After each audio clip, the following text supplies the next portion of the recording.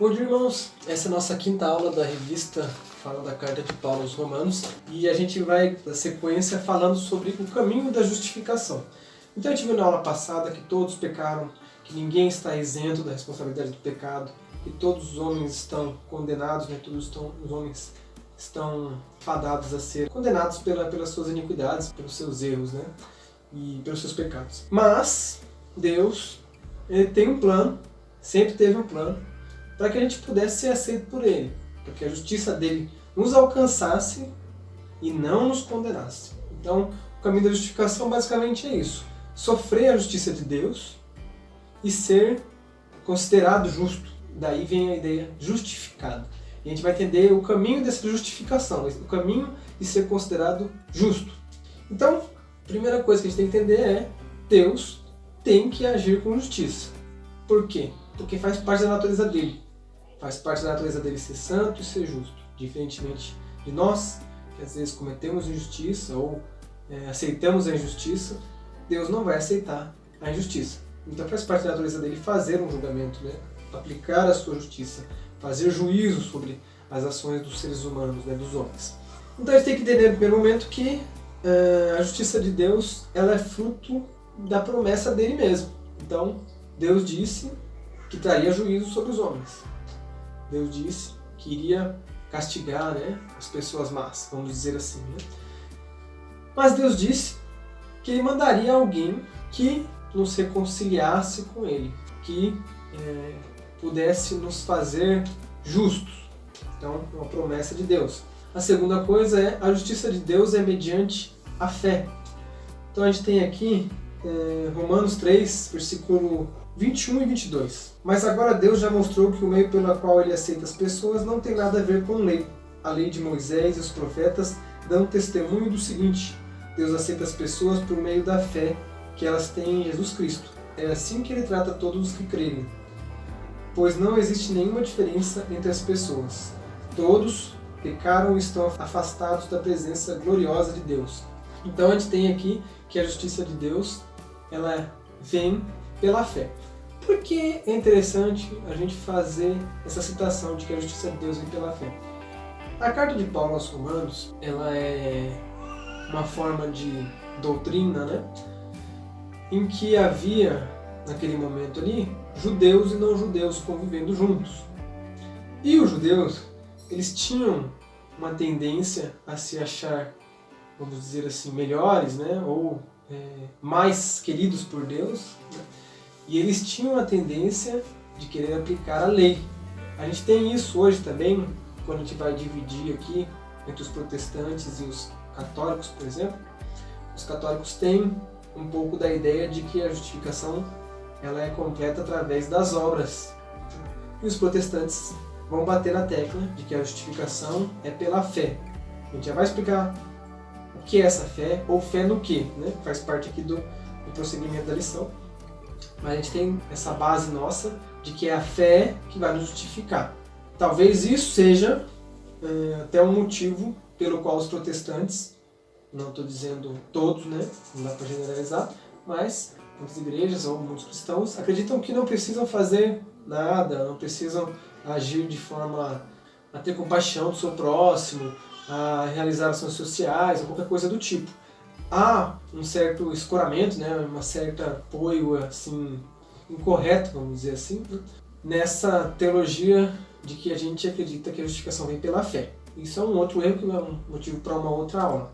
Mas a gente também acredita que o cristão deva agir, que o cristão deva realizar boas obras. Mas a gente acredita que a justificação em si, ela vem pela fé.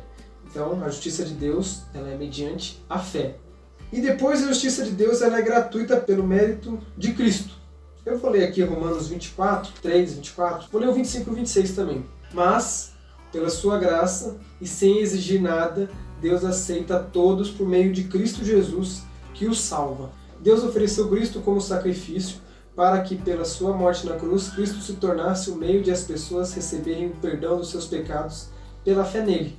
Deus quis mostrar com isso que ele é justo. No passado ele foi paciente e não castigou as pessoas por causa dos seus pecados. Mas agora, pelo sacrifício de Cristo, Deus mostra que é justo. Assim ele é justo e aceita os que crerem em Jesus. Então vamos lá. A justiça de Deus ela é gratuita pelo mérito de Cristo. Como é que funciona? A natureza de Cristo ela tem dois lados. Tá? Então a gente acredita que Jesus Cristo veio à Terra como um ser humano, como um homem. Então ele teve fome, teve dor, ele chorou, ele ficou triste, ficou alegre, sofreu tentação. Então tudo a que você está propenso a sofrer, Jesus também sofreu. Então ele é 100% homem. Em contrapartida, ele curou, ele libertou, ele perdoou pecados, ele ressuscitou. Então ele é divino, ele é 100% Deus. Então Jesus tem essas duas naturezas. Quando a gente traz isso para o estudo da justificação, a gente tem em mente que Jesus ele é justo e também é justificador. Então como é que funciona isso? Jesus, ele é um cordeiro imaculado, justo, não cometeu pecado. Então, Deus vê Jesus como uma pessoa justa, diferentemente de mim, de você, dos seres humanos em geral, que não são pessoas justas. Né? Jesus era uma pessoa justa. Só uma pessoa justa, né? Só uma pessoa sem pecado, poderia se sacrificar no meu lugar. E é isso que o Antigo Testamento traz quando se fala em sacrifícios, né, de cordeiros, de animais, o melhor animal, né, a melhor oferta ali. Então, só alguém justo poderia sofrer a condenação dos meus pecados no meu lugar. Então é Jesus que vem aqui e faz isso por mim, por você. Então ele é justo. Mas Jesus também tem sua natureza divina. E é através dessa sua natureza divina que eu sou considerado justo perante Deus. Então como é que funciona isso? Vamos imaginar aqui um julgamento. A gente tem Deus Pai, Deus Pai, tá? A gente tem Deus Pai, a gente tem o Vinícius, a gente tem Jesus. E aí, quando Deus olha para o Vinícius, o que Deus vê? Vocês vão falar assim, Deus vê o pecador. Mas não. O texto de Romanos, e a Bíblia vai nos dizer que quando eu acredito no sacrifício de Jesus, quando eu creio, quando eu tenho fé que Jesus veio e morreu no meu lugar e me salvou, eu tenho fé de que Jesus vai, de certa forma, interceder por mim, nesse sentido. Quando Deus Pai olha para mim, olha para o Vinícius, ele vai ver o quê? O Vinícius coberto pelo sangue de Jesus. Então Jesus me apresenta num julgamento, tá? Vocês imaginam na sua cabeça? Num julgamento perante Deus. Jesus me apresenta justificado. Então Deus olha para mim justificado. Ele fala assim, não, o Vinícius ele é justo.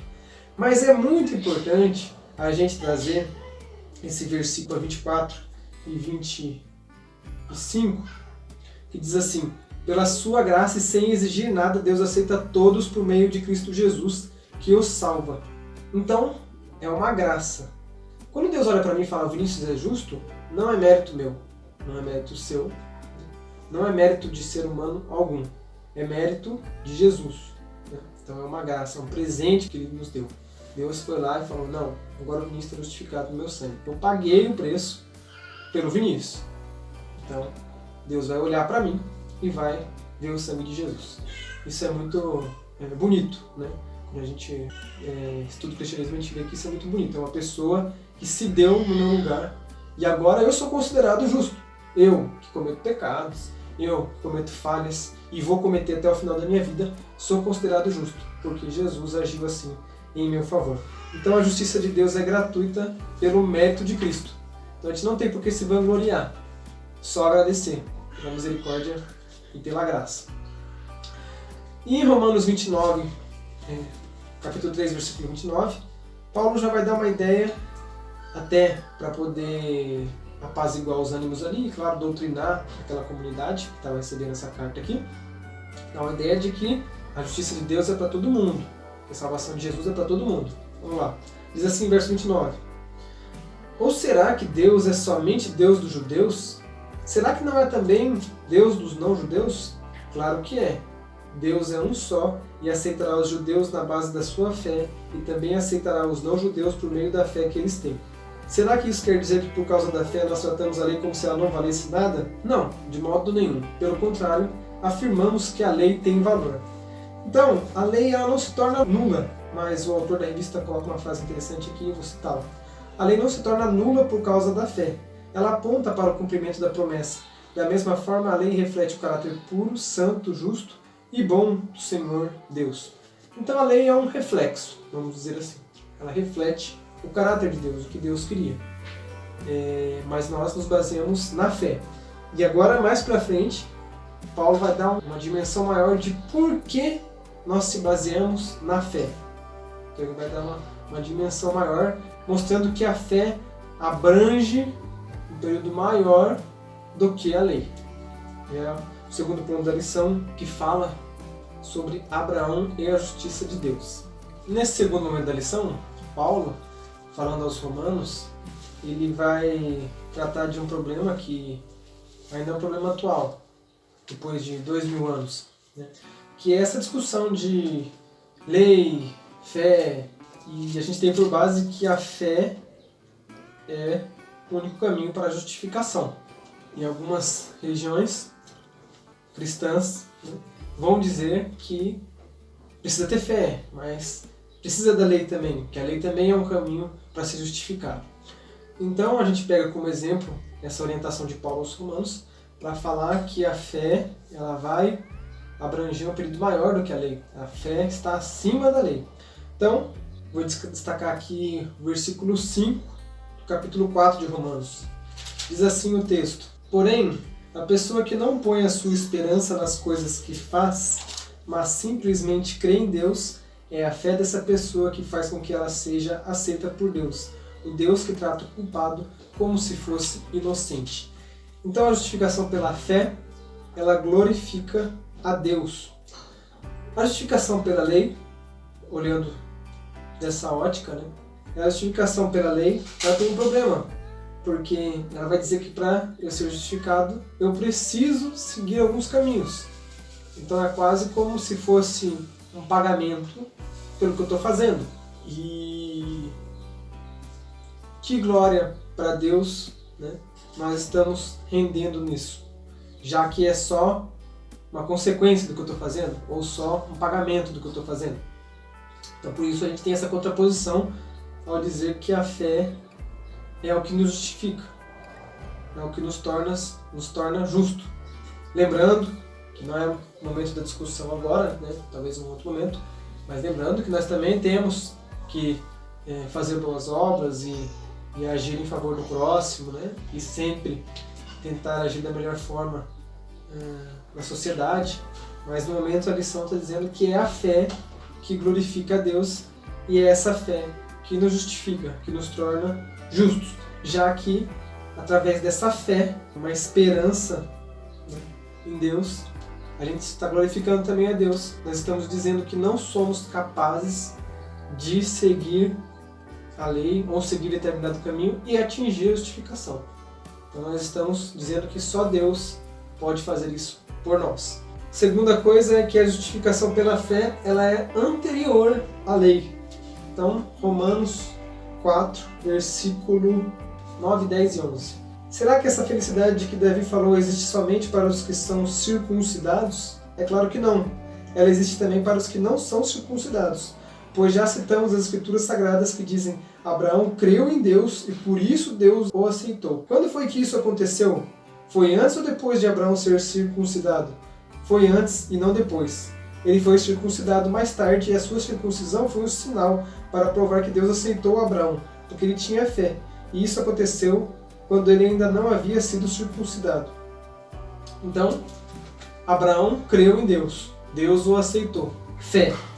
Abraão é muito antes de Moisés, muito antes da lei, né? Abraão não era circunciso, como os judeus eram, né? E como eles provavelmente nessa comunidade aqui deveriam ter orgulho de dizer, né? Nós somos circuncisos, né? Nós temos uma aliança com Deus. O texto vai dizer que Abraão tem uma aliança com Deus através da fé dele e não da lei. Então a justificação pela fé ela é anterior à lei. Então, por último, a justificação pela fé ela se sobrepôs à lei. E aí a gente vai ter aqui algumas características da lei. Bom, a lei, segundo a revista, ela sempre foi limitada, enferma e incapaz de conduzir o homem à justificação ou trazer-lhe qualquer benefício. É interessante que em Romanos 2,15 Paulo vai dizer que mesmo os não gentios tinham a lei de Deus gravada no seu coração. Como é isso? Vamos ler aqui versículo 14 e 15. Os não-judeus não têm a lei, mas, quando fazem pela sua própria vontade o que a lei manda, eles são a sua própria lei, embora não tenham a lei. Eles mostram pela sua maneira de agir que tem a lei escrita no seu coração. A própria consciência deles mostra que isso é verdade. E os seus pensamentos, que às vezes os acusam e às vezes os defendem, também mostram isso. Então, Calvino vai dizer que isso se chama semente da divindade, né? O ser humano tem dentro de si um senso do que é certo e do que é errado. Então, mesmo que ele não tenha lei, ou não seja judeu, não conheça as escrituras sagradas, ele tem um senso do que é certo e do que é errado. E mesmo tendo esse senso do que é certo e do que é errado, eles vão transgredir esse senso. Então, eles vão transgredir a própria lei deles. Então, Paulo vai dizer em Romanos que a lei ela é imperfeita nesse sentido. Ela só serve para nos condenar.